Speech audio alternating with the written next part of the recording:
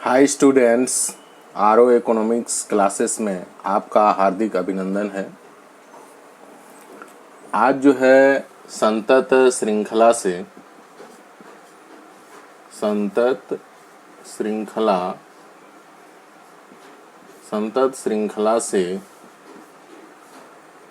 कल्पित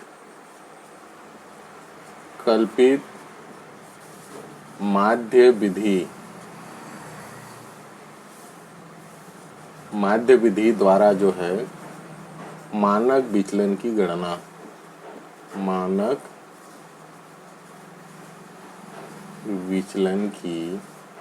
गणना या परिकलन कहेंगे।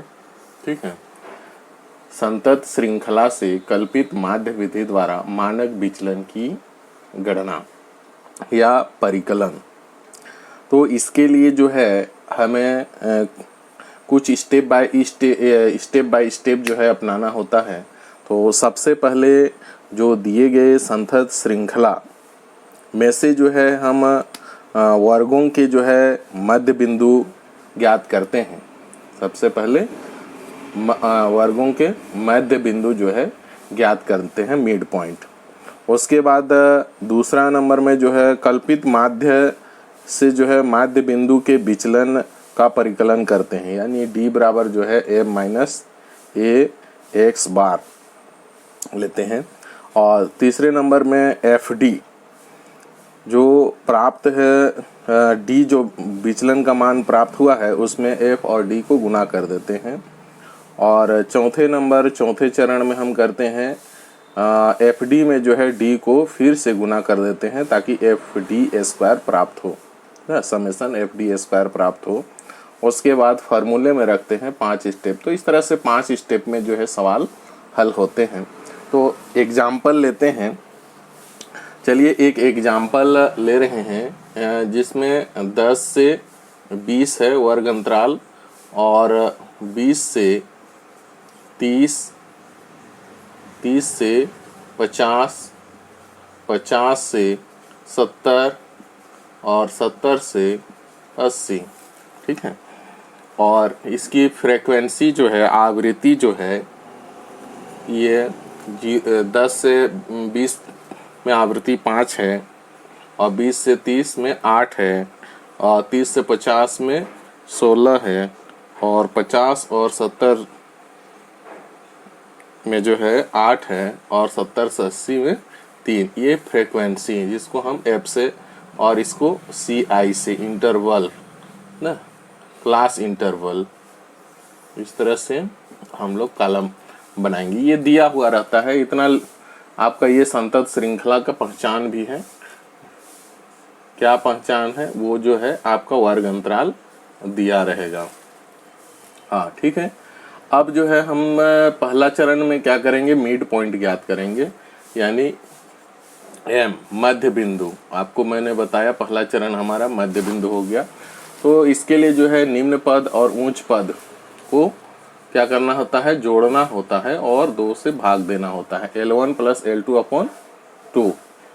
ठीक है, तो यहाँ देखिए 10 और 20 के बीच मिड पॉइंट कितना है, 15। 20 और 30 के बीच में मिड पॉइंट 25। 30 और 50 के बीच में मिड पॉइंट 40। 50 और 70 के बीच में कितना हो जाएगा, 60। और 70 और 80 के बीच में 35 ना। तो इसको जोड़ के 2 से भाग दे के भी प्राप्त कर सकते हैं। या तो आप 10 और 20 के बीच में देखिए कौन सी संख्या आएगी, 15 आएगी, और 20 से 30 के बीच में 25 आएगी, और 30 से 50 के बीच में 40 आ रहा है, और 50 और 70 के बीच में 60 आ रहा है। 70 और 80 के बीच में कौन सी संख्या आ रही है, आपका 75 आ रहा है ना। हमने यहाँ जो है 35 लिख दिया हूँ, और इसको हम 3 को मिटा देते हैं। यहाँ पे कितना हो जाएगा, 7 हो जाएगा ना, 75 हो गया। तो ये जो है आपका मध्य बिंदु ज्ञात हो गया। और ये फ्रीक्वेंसी को जोड़ देते हैं, इसको जोड़ रहे हैं तो कितना आ रहा है, 40 आ रहा है। 5 8 13 हो गया। देखिए ये 5 और 8 13, 13 और 16 को जोड़ देंगे तो हो जाएगा 29 ना। कितना हो जाएगा 29 और 1 ले 30 हो गया, 30 27 और 3 40 हो गया। ठीक है, इस तरह से योग कर लेंगे। अब जो है m ज्ञात हो गया तो आप जो है d ज्ञात करेंगे ना। d बराबर क्या होगा m माइनस ए एक्स।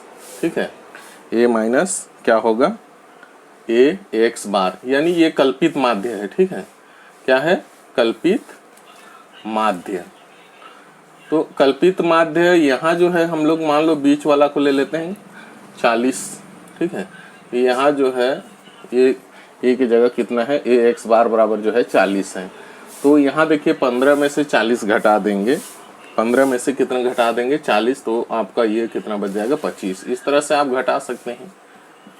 देखें ये 5 हो गया और 3 में से 1 2, ये माइनस है ये प्लस है, तो ये माइनस साइन लगा लेंगे ना। वास्तव में जो है 15 में से 40 घटा रहे हैं, ये वास्तविक चीज़ें हैं।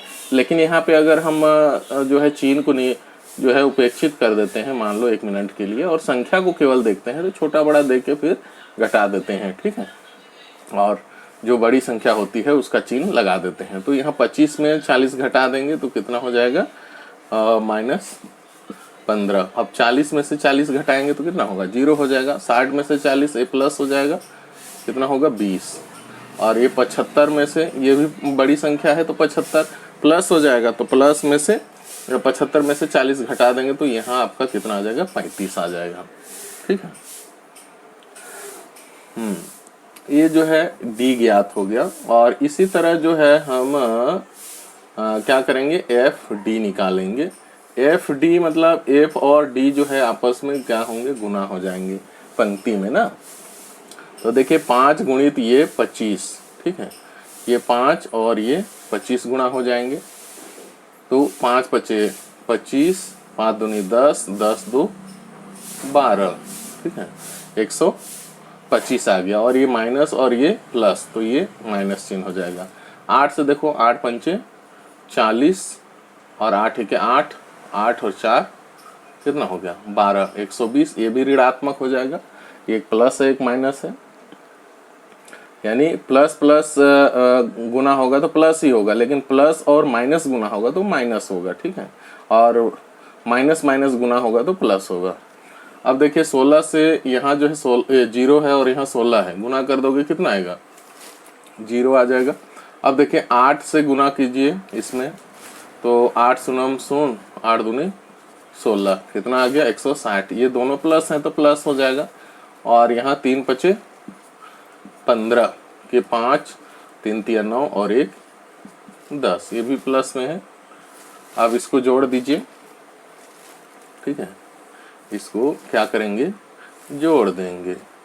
तो इसमें क्या होगा ये दोनों को जोड़ दो ना, ये दोनों को अगर हम जोड़ते हैं तो कितना होता है 5 इकाई को जोड़ेंगे तो दहाई को 4 और ये माइनस है ना, और ये दोनों को जोड़ोगे तो कितना होगा 5 और ये 6 और 0 6 और 1 2। ठीक है, ये प्लस है। अब देखो 265 में से 245 घटा दो, ये 5 में से 5 0, 6 में से 4 2, 2 में से 2 0। अब ये देखो यहाँ जो है ये प्लस वाली बड़ी संख्या है तो ये प्लस में हो जाएगा। ठीक है, कितना हो जाएगा +20। इसको मिटा देते हैं।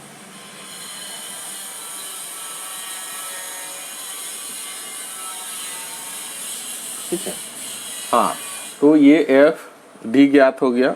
अब जो है अगला जो है हमारा है एफ डी स्क्वायर। ठीक है, एफ डी स्क्वायर यहाँ निकालेंगे, यानी ए एफ डी निकला हुआ है, एफ डी ज्ञात है और एफ डी में और एक डी गुना कर देंगे, जैसे एफ डी गुणित डी, तो क्या होगा ये एफ डी स्क्वायर हो जाएगा। यानी देखिए सेम जिसका आधार रहता है उसका घात एक एक है यहाँ, तो आधा घात क्या होता है जुड़ जाता है, 1 धन 1, यानी डी घात कितना हो गया 2 हो गया। ये आप लोग नीचे कक्षाओं में जो घातांक के नियम में पढ़े हुए हैं। अब जो है देखिए यहाँ ये 25 और यहाँ 125 है, इसको गुना करना है। ये देखिए ये माइनस और माइनस क्या हो जाएगा ये प्लस हो जाएगा। ठीक है, हाँ तो गुना कर दो, जैसे 125 गुणित 25। ठीक है, 25 का पहाड़ा नहीं जानते हो तो 5 का तो आता होगा। 5 पच्चे 25, 5 10, 2 12, 5 एक 5, 5 और 1 6, 2 दूनी 2 पंचे 10, 2 दूनी 4 और 1 5, 2 एक 2, ये 5 हो गया, जोड़ दो 2 और 1 6 11 और ये 3, कितना आ गया 3125। ठीक है, हाँ इसी तरह से देखिए ये वाला पद और इसको गुना कर दो। देखिए यहाँ भी ऋण है, यहाँ भी ऋण है, दोनों में ऋण है, धन हो जाएगा। धनात्मक अगर मान लो कोई चीज नहीं लगाए तो वो धनात्मक है। ठीक है, 120 गुणित 15, 5 शून्य शून्य, 5 दूनी 10, 5 एक 5 और 1 6 हो गया ना, और 1 शून्य शून्य, 1 दूनी 2, 1 एक 1 0 0, ये कितना हो गया 8 हो गया ना, 6 7 8 1, कितना हो गया ये 1800। ठीक है, 1800। अब जीरो से देखिए, 0 गुणित 0 तो कितना प्राप्त हो जाएगा 0 प्राप्त हो जाएगा। ठीक है, अब देखिए यहाँ 160 है और यहाँ 20 है, गुना कर दो, दोनों प्लस हैं तो प्लस ही आएगा ना 20 से, तो 0 से गुना करेंगे तो ये 0 0 हो जाएगा, 2 शून्य शून्य, 2 छक 12, 2 एक 2 और 1 3, 0 0 2 और 3, यानी 3200। ठीक है, 3200, ये प्लस में ही है, सब ये प्लस में हो जाएगा। और अगला जो है यहाँ 105 है और यहाँ कितना है 35 है ना, तो 105 गुणित 35 कर दो, 5 पचे 25 के 5 हासिल 2, 5 शून्य शून्य शून्य और 2 को जोड़ देंगे 2 हो जाएगा ना, 5 एक 5, अब 3 से 3 पचे 15 हासिल 1, 3 शून्य शून्य और 1 शून्य और 1 1, 3 एक 3, ये 5 और 5 2 7, 5 और 1 6 और ये 3, कितना आ गया 3 6 7 और ये 5। इस तरह से आपको गुना करना है, सीखना है। गुना करने के लिए कम से कम 10 तक का तो पहाड़ा आना ही चाहिए, ताकि आगे की संख्याओं का भी जो है आप आसानी से पहाड़ा बना सकते हैं। ठीक है, अब जो है इसका योग कर देंगे ना, अब इसका योग जो है करेंगे। तो देखिए इकाई को इकाई के साथ जोड़िए, ये 5 हो गया, 0 0 5 10 10 हो गया, 2 और 0 2 2 0 2 7, 9 9 और 1 हासिल था 10 हो गया, हासिल 1 है ना, फिर 1 और 8 9 9 और 2 11 11 और 6 11 6 17 17 और 1 18, हासिल 1 है 18 हो गया। ठीक है, हासिल और 1 आया, 3 और 1 4 4 3 7 7 3 10 10 और 1 11, यानी 11800 प्राप्त हुआ। ठीक है, तो इस तरह से ये जो है हमारे तालिका बन गए। अब जो है बाकी जो स्टेप आपको बताए कि ये जो है वर्ग अंतराल दिया हुआ है, फ्रीक्वेंसी दिया हुआ रहेगा, और जिसमें से हमको मिड पॉइंट निकालना है, तो ये निम्न पद और उच्च पद दोनों को जोड़ के 2 से भाग देंगे, तो वो तब हमको जो है मिड पॉइंट प्राप्त होगा, मध्य बिंदु ना। उसके बाद एक विचलन लेंगे मध्य बिंदु से और जो है डी निकालेंगे, तो m - x कर देंगे। तो इस तरह से ज्ञात किया। फिर जो है एफ डी, यानी डी को एफ से गुना कर दिए तो ये प्राप्त हुए। फिर जो है एफ डी में और डी से इसको गुना कर दिए तो ये वाले कलम प्राप्त हो गए। ठीक है, अब जो है 5वां स्टेप में क्या है कि आप फार्मूला डालिए और हल कीजिए। तो मानक विचलन बराबर क्या होगा, संतत श्रृंखला। देखिए हर श्रृंखला के लिए अलग अलग फार्मूला है ना, तो यहाँ सिग्मा बराबर क्या होगा, under root summation F D square upon N minus summation F D बटे एन, इसका पूरे का वर्ग, ऐसा। ठीक है, दोनों अलग अलग चीजें हैं। हाँ, तो यहाँ अब सिग्मा बराबर रख देंगे, यहाँ जो है अंडर रूट में summation F D square, summation F D square कितना है 11800 ना, बटे एन, एन मतलब यहाँ जो है एफ है ना, हाँ कितना है 40, और माइनस करेंगे फिर समेसन एफ डी बटे एन, तो एफ डी कितना है, एफ डी 20 है, तो ये 20/40 हो गया, इसका घात कितना हो गया 2। ठीक है, वर्ग करने से पहले इसको छोटा किया जा सकता है। देखिए ये इसको काट दिए ना, अब कितना बचा 1180 बचा, इसको जो है 4 से भाग देना है, तो देखिए 4 दूनी 8 हो जाता है ना। अब 11 में से 8 घटा देंगे तो कितना बचेगा 10 11 3 बच जाएगा, 38 हो गया। अब 4 8 32, 4 9 36 ना, 4 9 कितना हो गया 36, घटा दो 2 बच गया और एक 0 ना, हाँ तो 4 पंचे 20, 4 पंचे कितना हो गया 20, यानी ये जो है आपका आ गया 295 ना, कितना आ गया, इसको भाग दे देंगे तो 295 माइनस, इसको चलिए मिटा देता हूँ यहाँ, हाँ अब 20/40 है, तो ये 0 0 कट गया, 2 दूनी 4, यानी ये कितना आया 1/2, और इसका घात कितना हो जाएगा 1/2 का घात 1/2 पूरे का घात 2 हो जाएगा। अब इसका मतलब कितना हुआ, एक का वर्ग तो 1 ही होगा, और लेकिन 2 का वर्ग कितना होगा 4, तो ये जो है 1/ कितना हो जाएगा 4 हो जाएगा। या जो है इसको भाग दे दो, हाँ 4 से 1 को भाग दे के भी आप लिख सकते हैं। अगर इसको हम बढ़ाएंगे यहाँ, चलिए इसको मिटा देते हैं और इसको और एक स्टेप बढ़ा देते हैं, सिग्मा बराबर क्या होगा √295 माइनस 1/2 को जो है 1/ कितना लिखे 4 ना, 1/4, अब 4 से भाग दिए, कितना बार 0 बार गया, 1 उतारे, फिर दशमलव डाले, 1 0 बढ़, 4 दूनी 8, कितना बच गया 2, फिर 1 0 बढ़ाए, 4 पंचे 20, ऐसा भी कर सकते हैं। यानी सिग्मा बराबर कितना हुआ 295 पॉइंट, अगर डायरेक्ट चलिए एक बार और लिख लेते हैं 0.25 ना, 0.25। अब क्या करना है, घटा देना है, क्या करना है घटा देना है, तो देखिए कैसे घटाएंगे, 295 पॉइंट, इधर जो है अपूर्णांश में 0 0 है ना, और यहाँ 0.25 ऐसा है, इसको घटा देना है, तो देखिए यहाँ से 1 दहाई यहाँ चला गया, 10 हो गया, यहाँ 10 में से 5 5, यहाँ 9 बचा, 9 में से 2 कितना हो जाएगा 7, दशमलव यहाँ 5 की जगह कितना बच गया 4, और ये 9 और ये 2, इस तरह से घटाएंगे तो यहाँ जो है सिग्मा बराबर कितना हो जाएगा 294.75। अब इसको जो है भागफल विधि द्वारा ना, भागफल विधि द्वारा जो है वर्गमूल ज्ञात करेंगे।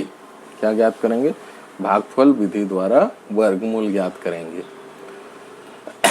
भागफल विधि द्वारा इस तरह से करते हैं, जैसे ये 294.75 है ना, देखिए आप पूर्णांश तरफ जो है इधर दाहिने बाएं से दाहिने की ओर जोड़ी बनाते हैं, और पूर्णांक तरफ दाहिने से बाएं की ओर जोड़ी, इसका जोड़ी नहीं बना, तो एक ऐसी संख्या सोचिए जिसका वर्ग 2 से अधिक ना हो, तो 2 का वर्ग तो 4 हो जाता है, तो 1 बार जाएगा, और 1 जोड़ भी देंगे, और यहाँ 1 लिखेंगे, यहाँ भी 1 लिखेंगे, और घटा देंगे तो कितना बच गया 1, और यहाँ फिर ये दोनों दो ये जोड़ी में है तो जो जोड़ी में उतरेगा संख्या, और ये 1 और 1 क्या हो गया 2। ठीक है, अब जो ऐसी संख्या सोचना है कि इससे ज्यादा ना हो ना, और यहाँ उस संख्या को रखना है, तो लगभग जो है ये 7 बार जा रहा है, देखें 7 7 49, 7 7 49 के 9 हासिल 4 ना, और 7 दूनी 14, 14 4 कितना होगा 18, देखें, और यहाँ 7 ये फिर से जुड़ जाएगा ना, 7 जो है फिर से क्या होगा जुड़ जाएगा, यहाँ देखिए ये 14 हो जाएगा, और ये 3 हो गया ना, और उसी तरह जो है अब इसको फिर से घटा दो, घटा देंगे तो कितना बच जाएगा, 14 में से 9, 14 में से 9 तो 5 हो जाएगा, और ये 8 में से 8 जीरो हो गया, 5 हो गया।